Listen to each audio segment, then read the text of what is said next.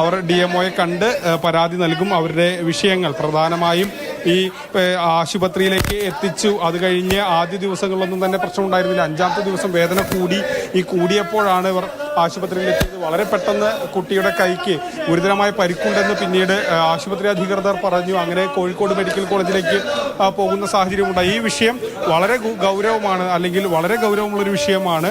ആ കാര്യങ്ങൾ അതിൽ നടപടി വേണമെന്ന് ആവശ്യപ്പെട്ടുകൊണ്ടാണ് ഇപ്പോൾ ബന്ധുക്കൾ DMOയെ തന്നെ കണ്ട് പരാതി നൽകുന്നത്. ഈ കുട്ടിയുടെ മുത്തശ്ശിയും മുത്തശ്ശനുമാണ് വന്നിട്ടുള്ളത്. അവരാണ് ഈ പരാതി നൽകാൻ വന്നിട്ടുള്ളത്. കുട്ടിയുടെ അച്ഛനും അമ്മയും ഒക്കെ കോഴിക്കോട് മെഡിക്കൽ കോളേജിൽ കുട്ടിക്കൊപ്പമാണുള്ളത്. കുട്ടിയുടെ കൈ മുട്ടിന് താഴെ മുറിച്ചു മാറ്റേണ്ടി വന്ന നിലയിലാണ്.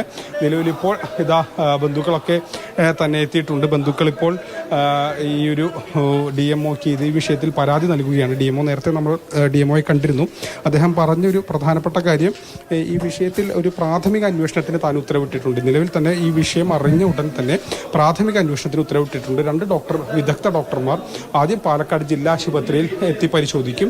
അതിനുശേഷം പിന്നീട് മറ്റ് കാര്യങ്ങൾ എല്ലാം തന്നെ വിദഗ്ധ സമിതിയായിരിക്കും പരിശോധിക്കുക. ഈ പ്രാഥമിക അന്വേഷണത്തിലെ റിപ്പോർട്ട് തനിക്ക് ഇന്ന് വൈകിട്ട് തന്നെ ഈ ഡോക്ടർ നൽകും. ഈ വിദഗ്ധരായ 2 ഡോക്ടർമാർ നൽകും.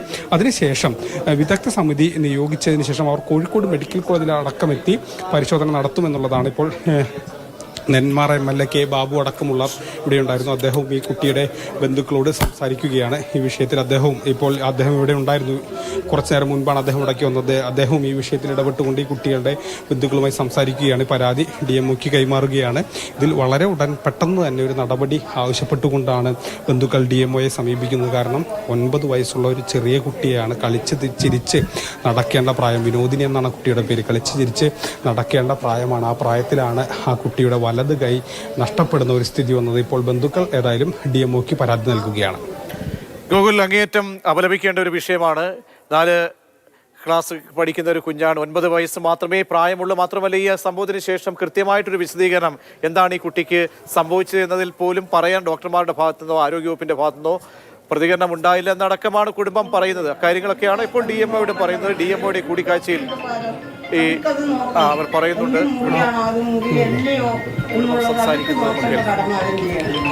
നമുക്കറിയില്ല, നമുക്കൊന്നും അറിയില്ല. അതാണ്. അപ്പൊ പോയി അവര് മാവിട്ട് കെട്ടിത്തന്നു. വൈകുന്നേരം വീട്ടിലേക്ക് പറഞ്ഞയച്ചു. എന്നാൽ ഒരു ദിവസം പോലും അവിടെ ഇരുത്താണ്ട് ഞങ്ങളെ പറഞ്ഞയച്ചപ്പോ പിന്നെ കുട്ടി അന്ന് ഒരു ദിവസം ഉറങ്ങിയിട്ടേ ഇല്ല. തലേ ദിവസം ഉറങ്ങാണ്ടായപ്പോ പിന്നെയും പോയി. പിറ്റേ ദിവസവും പോയി പറഞ്ഞപ്പോൾ ഇത് മരുന്നൊക്കെ കൊടുത്താൽ മതി, ഇനി 30-ാം തീയതി വന്നാൽ മതി, അപ്പോഴേ ഞാൻ ഉണ്ടാവുള്ളൂ, ഡോക്ടർ 30-ാം തീയതി ഉണ്ടാവുള്ളൂ. അത് ഇന്നേ ദിവസമാണ് പോകാൻ പറഞ്ഞത്. ഇന്ന് വെള്ളിയാഴ്ച, ഇന്നാണ് പോകാൻ പറഞ്ഞത്. ഇന്ന് പോണതിന് ഞങ്ങൾ അതിന്റെ ചൊവ്വാഴ്ച തന്നെ പോയി. 30-ാം തീയതി 30-ാം തീയതി പോയപ്പോഴാണ് അവര് കയ്യിന്റെ ഇവിടെ ഒക്കെ പൊള്ളി കുട്ടി അങ്ങനെ നമ്മൾ നാവളും പഴം പോലെ ആയി.